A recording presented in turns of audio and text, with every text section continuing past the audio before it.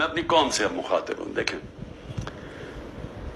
جس طرف ہم نکل رہے ہیں، مجھے اپنی قوم کے اوپر مجھے یہ خوف ہوا ہے کہ ہم اگر قوم بحیثیت قوم کھڑے نہ ہوئے، ظالم حکمران کے خلاف کلمہ حق پڑھنا، یہ اللہ کو وہ چیز پسند ہے جو سب سے بڑی کوالٹی. کیوں پسند ہے اللہ کو؟ کیونکہ جب آپ ظلم کے سامنے سر جھکاتے ہیں آپ غلام بن جاتے ہیں. جب آپ ظالم کے سامنے کھڑے ہوتے ہیں، ظلم کے سامنے اپنی آواز بلند کرتے ہیں، اس کو جہاد کہتے ہیں.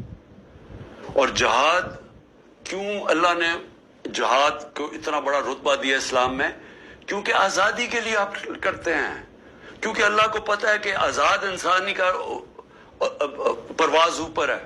میں نے آپ کو مثال دے دی کہ وہی لوگ ایسٹ جرمنی ویسٹ جرمنی آزاد لوگ اوپر چلے گئے، دوسرے نیچے چلے گئے. وہی کوریا کہتے north Korea south Korea, north Korea dictatorship, وہ نیچے چلے. سڑکوں کے اوپر پرامن احتجاج کیا.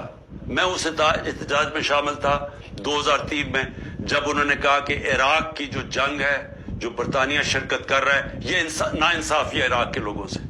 برطانیہ کو فائدہ ہو رہا تھا، تیل کے لیے جنگ تھی، لیکن لوگوں نے، زندہ قوم نے کہا کہ یہ ناانصافی ہے عراق کے لوگوں سے، اور وہ 20 لاکھ لوگ سڑکوں پر نکلے.